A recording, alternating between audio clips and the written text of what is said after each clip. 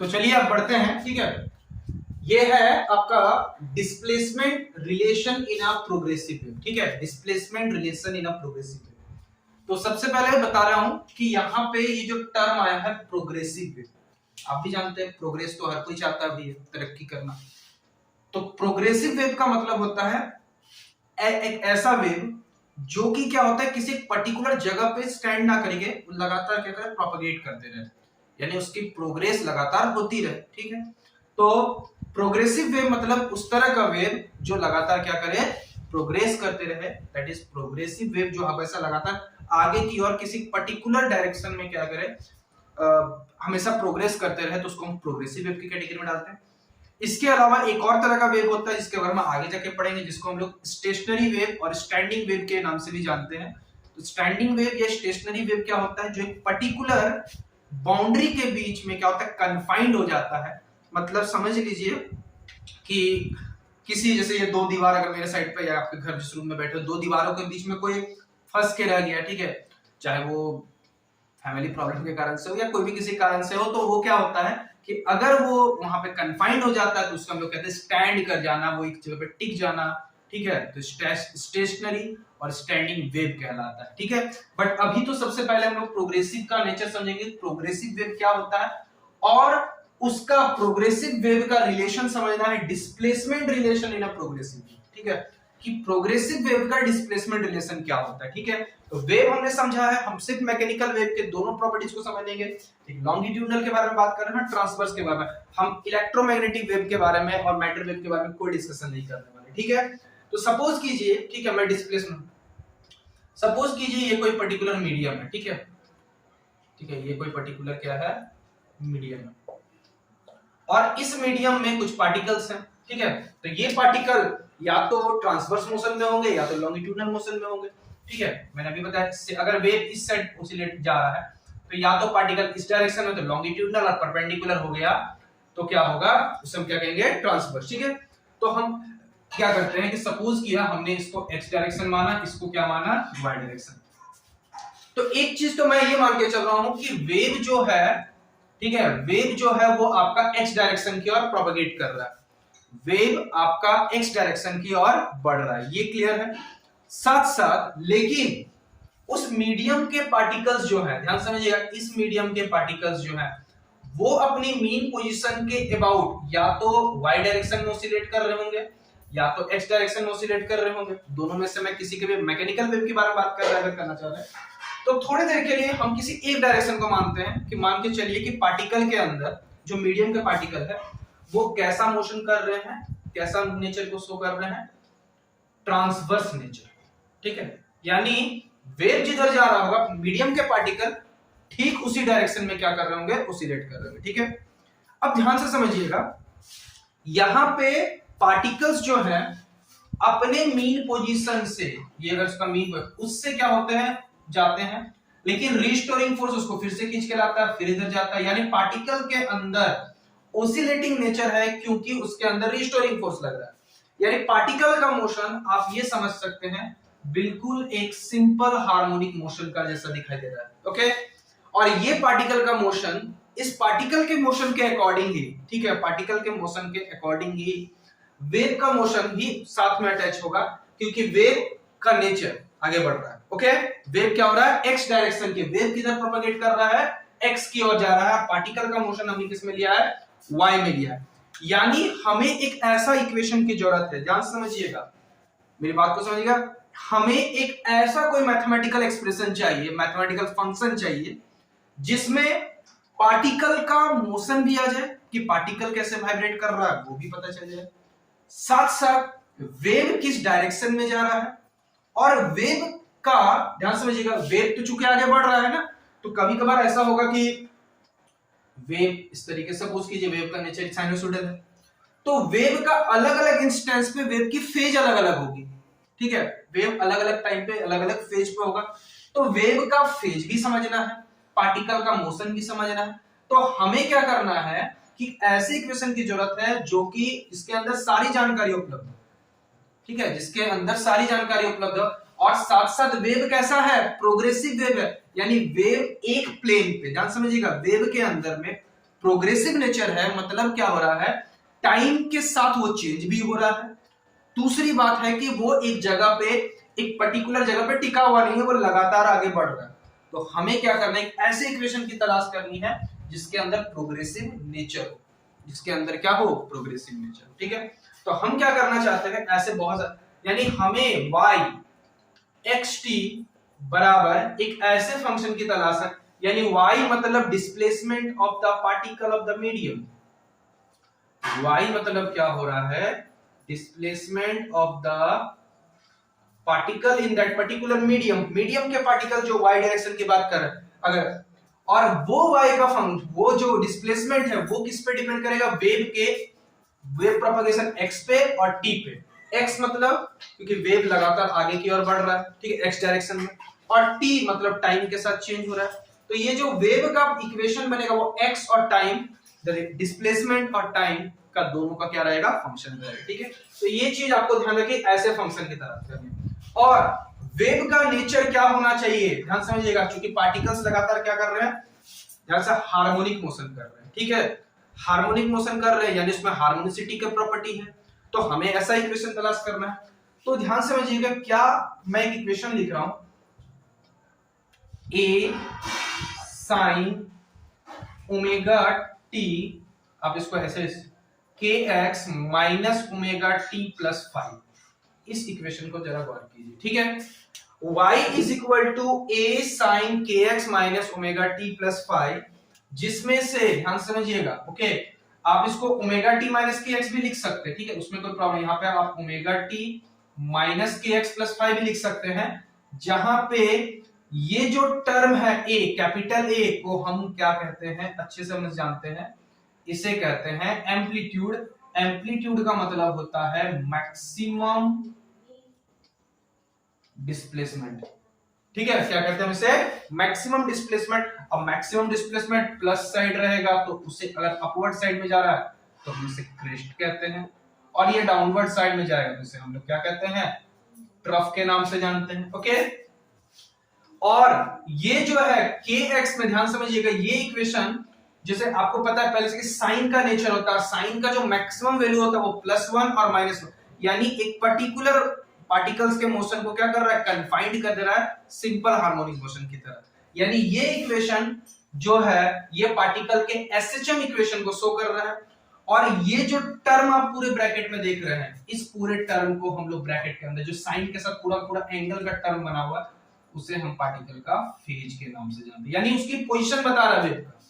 Okay, और omega को अब अच्छे से जानते हैं, ओमेगा को हम लोग उस वेव की क्या कहते हैं, उस वेव की पर्टिकुलर की एंगुलर फ्रीक्वेंसी, और k को हम लोग क्या कहते हैं, k को तो अलग अलग जगह पे यहाँ पे इसे कहते हैं प्रोपगेशन कांस्टेंट, या फिर हम इसे क्या कहते हैं वेव वेक्टर के नाम से, और फाई का मतलब होता है आप जानते हैं इसे हम लोग इनिशियल फेज कांस्टेंट के नाम से जानते हैं। ओके, तो ये कुछ टर्म है जो पार्टिकल का डिस्प्लेसमेंट, जो पार्टिकल किसी, मान ले पार्टिकल यहां तक गया प्लस a तक, लेकिन किसी भी इंस्टेंट ऑफ टाइम में y तक जाएगा, तो y गया है वो a के अनुसार साइनसोइडल का फंक्शन ओबे कर रहा है, जो कि पार्टिकल के नेचर को, ठीक है, पार्टिकल के यानी डिस्प्लेसमेंट का, देखिए पार्टिकल का डिस्प्लेसमेंट का रिलेशन किसके साथ है, प्रोग्रेसिव वेव के साथ है।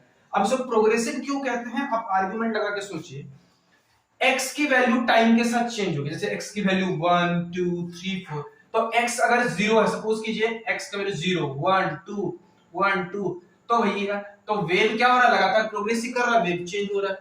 ठीक है, और यहां पर एक चीज समझिएगा कि अगर omega T minus K x है, तो इसका मतलब समझिएगा वेव किधर जा रहा है, propagating along positive x axis के जा रहा है वेव। इससे क्या जानकारी मिलता है कि omega x minus K x, omega T minus K x, इसका मतलब क्या पता चल रहा है, वेव किधर जा रहा है, पॉजिटिव एक्स एक्सिस की तरफ, और ओमेगा टी प्लस के एक्स जा रहा है, तो इसका मतलब वेव किधर जा रहा है, नेगेटिव। ठीक है, कंफ्यूज नहीं होना है, माइनस कहने का मतलब यहाँ पर यही होता है कि माइनस में नेगेटिव नहीं, वो वेव किधर जा रहा है, आगे की ओर प्रोपगेट कर रहा है, और प्लस के एक्स का मतलब वेव किधर जा रहा है, पीछे की ओर प्रोपगेट कर रहा है। ठीक है, हमने यहाँ केवल एक ही डायरेक्शन को लेकर दिखाया है, तो ये जानकारी हमें मिलती है। और फाई मतलब तो हम समझ इनिशियल फेज, इनिशियल फेज मतलब पार्टिकल स्टार्टिंग में कहां से कर रहा है मोशन, उसका एंगुलर पोजीशन को शो करने के लिए हम लोग क्या करते हैं, इस इक्वेशन का यूज करते हैं। ठीक है, अब बहुत सारे मन लोगों के सवाल है कि आपने ऐसा इक्वेशन क्यों चुना। हम बिल्कुल ऐसा कोई नेचर का इक्वेशन ले सकते थे, ध्यान समझिएगा। जैसे हम y इज इक्वल टू, हम बहुत सारे equation i is equal to I omega T भी हो, ऐसे भी हो सकता है I omega T minus K X भी हो सकता है। ये भी एक तरह का प्रोग्रेसिव नेचर को है। इनफैक्ट साइन के साथ साथ, साइन का सिर्फ साइन नहीं हो सकता, आप यहाँ कॉस भी लिख सकते हैं, बिल्कुल सही माना जाए। और इनफैक्ट ए साइन ओमेगा टी माइनस, और साइन और कॉस का क्या है, दोनों का फंक्शन भी सही माना जाएगा, दोनों का कंबाइंड फंक्शन भी इस नेचर को, जो हमारी कंडीशन रिक्वायर्ड है उसको सेटिस्फाई करता है। और अगर मान लीजिए साइन और ए का है, तो आपको पता है कि इसमें जो नेट एम्पलीट्यूड आएगा, ठीक है, नेट एम्पलीट्यूड आएगा वो रूट अंडर ए स्क्वायर प्लस बी स्क्वायर आएगा। ओके, ए स्क्वायर प्लस बी स्क्वायर, और tan फाइ तो आप जानते हैं बी बाई ए आ जाएगा। ओके, तो इस तरीके से आप ये दोनों का कॉम्बिनेशन से बनेगा। तो इसके अंदर भी वो कंडीशन है, कौन कौन सी कंडीशन मैं फिर से बता रहा हूं, यानी वेव के नेचर को शो करने। अब ध्यान समझिएगा, क्या क्या हर इक्वेशन ही क्या मेरा वेव के इक्वेशन को शो करता है? क्या हर इक्वेशन आपके वेव के इक्वेशन को, मतलब ये प्रोग्रेसिव वेव के नेचर को शो करता है? नहीं, ध्यान समझिएगा, वेव का नेचर, ध्यान से, कंडीशन क्या मैं यहां बता दे रहा हूं, कंडीशन क्या होना चाहिए वेव के, तो वेव के अंदर सबसे पहला कंडीशन होना चाहिए कि वेव में फाइनाइट होना चाहिए। ठीक है, फाइनाइट का प्रॉपर्टी होना चाहिए। और दूसरा बात आप ये कह सकते हैं कि वेव जो है फाइनाइट की प्रॉपर्टी मतलब, या फाइनाइट का प्रॉपर्टी मतलब कि ऐसा नहीं कि वेव के अंदर इनफाइनाइट टेंडेंसी हो। ठीक है, इनफाइनाइट टेंडेंसी का मतलब क्या कि आपने वेव में कुछ भी पुट किया आपको इनफाइनाइट डिस्प्लेसमेंट देखने को मिले, ऐसा नहीं। वेव में फाइनाइट डिस्प्लेसमेंट वाला पार्टिकल्स होना चाहिए, कि वेव नहीं के, जैसे कि अगर उसमें इनफाइनाइट की प्रॉपर्टी आ जाएगी तो इसका मतलब ऑसिलेशन क्या होगा पार्टिकल का, क्या हो जाएगा, ऑसिलेशन क्या होगा, इनफाइनाइट वेव में दिखाई। इसलिए वेव में क्या होना चाहिए, फाइनाइट की प्रॉपर्टी होनी चाहिए। ठीक है, और साथ साथ चूंकि वेव में क्या होनी चाहिए, थोड़ी बहुत आपकी पीरियोडिसिटी भी होनी चाहिए। ठीक है, पीरियोडिसिटी कहने का मतलब क्या है कि वेव में क्या हो चुकी, रिस्टोरिंग फोर्स है, तो वेव में क्या होनी चाहिए, पीरियोडिसिटी के, यानी हर एक फिक्स इंटरवल के बाद वेव में क्या होना चाहिए, रिपीटेशन क्या होना चाहिए, रिक्वायर्ड होना चाहिए। ठीक है, तो ये आप equation y is equal to a sin omega t minus kx plus 5। ठीक है, अब देखिए यहाँ पे इसके अगर वेव को आप रिप्रेजेंट करने की बात कर रहे हैं तो वेव इस तरीके से चल रहा है। ओके, वेव इस तरीके से चल रहा है, तो इससे आप क्या कहते हैं, क्रेस्ट, इसे क्या कहते हैं, ट्रफ। ठीक है, और आपको पता है दो कॉन्जिक्यूटिव क्रेस्ट, ऐसे तो बाय डेफिनेशन होता है दो कॉन्जिक्यूटिव फेजेस, सेम फेजेस के बीच में, दो कॉन्जिक्यूटिव सेम फेजेस के बीच में डिस्टेंस को क्या कहते हैं, वेवलेंथ। तो यहाँ पर मैं बोलना चाह रहा हूँ दो लगातार क्रेस्ट है या दो लगातार ट्रफ के बीच में जो डिस्टेंस है उसे हम वेवलेंथ से डिनोट करते हैं, दैट इज लैम्डा से। ओके, उसे हम क्या कहते हैं, वेव लेंथ के नाम से। किसे जानते हैं, वेवलेंथ के नाम से। और जहां तक पार्टिकल प्लस एम्पलीट्यूड हो गई, ये एम्पलीट्यूड इन पॉजिटिव डायरेक्शन और ये क्या amplitude in the negative direction, और ये वेव का साइनसोइडल नेचर को शो करता है। ठीक है, तो आई होप कि आपको ये सारे जो displacement relation with the progressive, और प्रोग्रेसिव भी क्यों कहा ये मैंने आपको अभी बता दिया। ओके, तो चलिए देखते हैं। ठीक है, देखिए मैंने यहाँ पर कुछ इक्वेशन लिखे हैं। ठीक है, तीन इक्वेशन, 1, 2 और 3। ठीक है, अब तीनों इक्वेशन में से आपको ये देख के बताना है क्या ये तीनों ट्रैवलिंग वेव, ठीक है, ट्रैवलिंग वेव का मतलब या फिर प्रोग्रेसिव वेव, ठीक है, इसको आप एक और नाम दे दीजिए, मुझे याद आ गया। ठीक है, इसको क्या कहते हैं, ट्रैवलिंग वेव के इक्वेशन को क्या ये सेटिस्फाई करता है? तो मैंने अभी आपको बताया कि हर तरह का वेव ट्रैवलिंग वेव नहीं होगा, हर तरह का इक्वेशन ट्रैवलिंग वेव नहीं हो सकता, ये प्रोग्रेसिव वेव के नीचे x की वैल्यू चेंज होगी। ठीक है, पहले इक्वेशन x की वैल्यू चेंज होगी तो डेफिनेटली ये भी चेंज होगी। ठीक है, लेकिन एक चीज मुझे बताइए, क्या x की वैल्यू इनफाइनाइट कर देने पर, ठीक है, जैसे सपोज कीजिए ये पहला इक्वेशन y x और t का फंक्शन है, तो x माइनस vt का होल स्क्वायर, अगर मैं x की वैल्यू इनफाइनाइट करूंगा तो इसका वैल्यू भी तो इनफाइनाइट आएगा, तो इसका मतलब मीडियम के पार्टिकल का ऑसिलेशन इनफाइनाइट है, एम्पलीट्यूड इसका मैक्सिमम है। मैक्सिमम मतलब कोई डेफिनेट वैल्यू तो नहीं है ना, वो फाइनाइट की जगह फॉलो नहीं कर रहा, तो इसका मतलब ये वेव को इक्वेशन को भले ही रिपीटेशन शो कर सकता है, लेकिन इसके अंदर मैक्सिमम डिस्प्लेसमेंट के इनफाइनाइट डिस्प्लेसमेंट को फाइनाइट की प्रॉपर्टी ही नहीं है, तो इसका मतलब ये जो है वो ट्रैवलिंग वेव को नहीं शो कर सकता। ठीक है, दूसरा देखिए, अगर मैं यहाँ फिर से infinity put plus infinity minus, फिर से 1 infinity plus something log infinity infinity, that means ये भी नहीं हो सकता।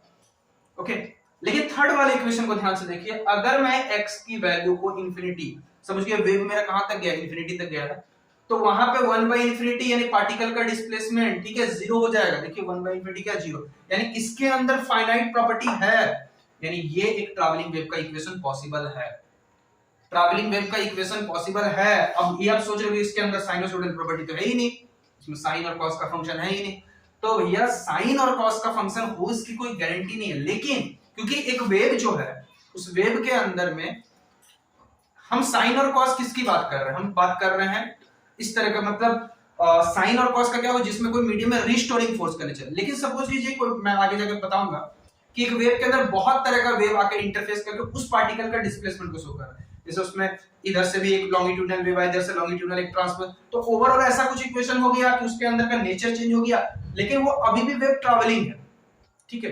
तो ऐसे कंडीशन में ट्रैवलिंग के लिए कंडीशन है कि उसमें रिस्टोरिंग फोर्स होना चाहिए, वो एक सिंगल वेव के लिए सही है। लेकिन जब इंटरफेरेंस से बना होगा तो उसमें साइन और कॉस का जरूरी हो, ये जरूरी है। लेकिन फाइनाइट की प्रॉपर्टी रहेगी ही रहेगी किसी भी वक्त में, उसके अंदर फाइनाइट की प्रॉपर्टी रहेगी, इसलिए ये जो वेव है ये आपका कह सकते हैं कि डिस्प्लेसमेंट ये तरह के सेटिस्फाई कर रहा है, ठीक है।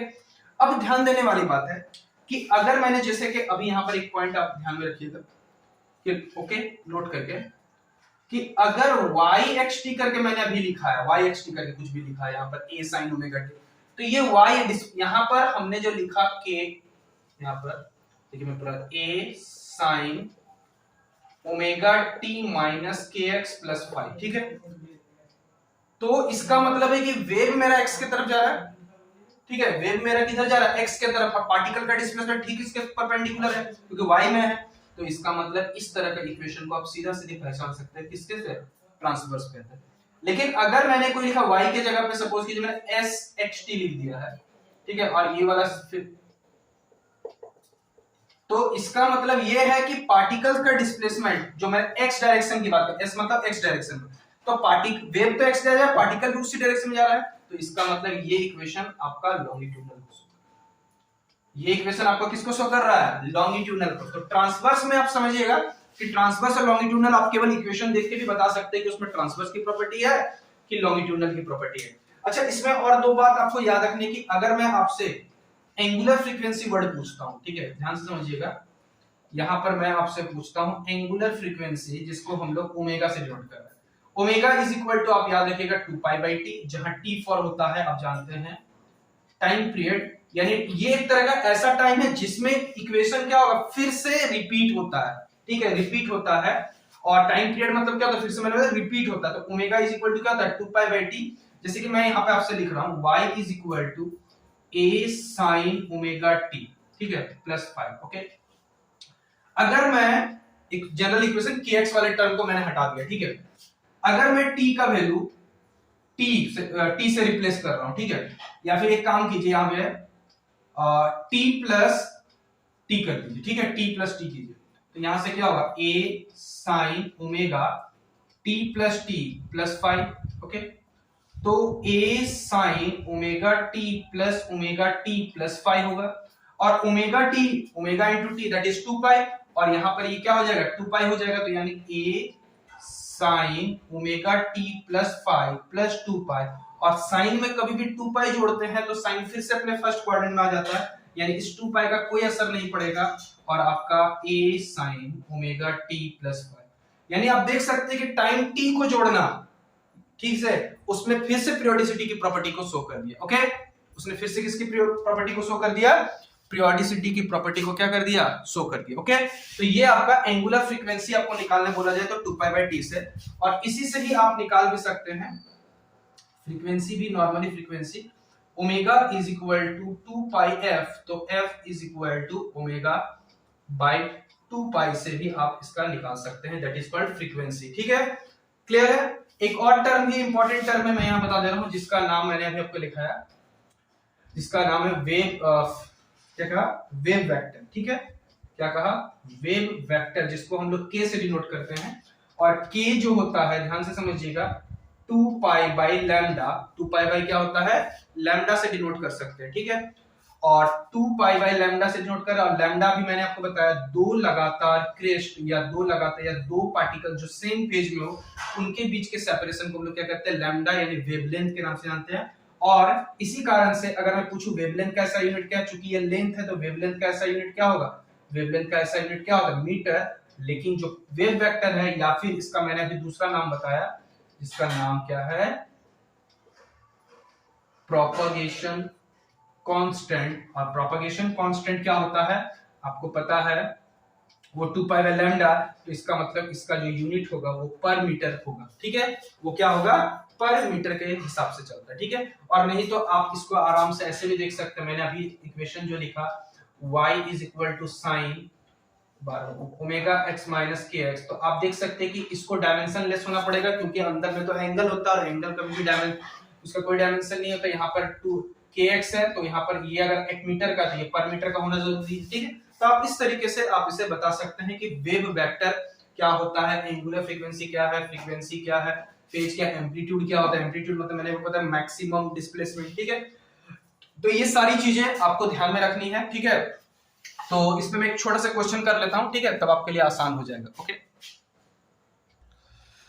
तो चलिए मैंने एक क्वेश्चन आपके सामने बोर्ड पे लिख दिया है, ठीक है। तो मैं एक बार पढ़ के बता देता हूं, हैंडराइटिंग कुछ ज्यादा ही मेरी अच्छी है, ठीक है।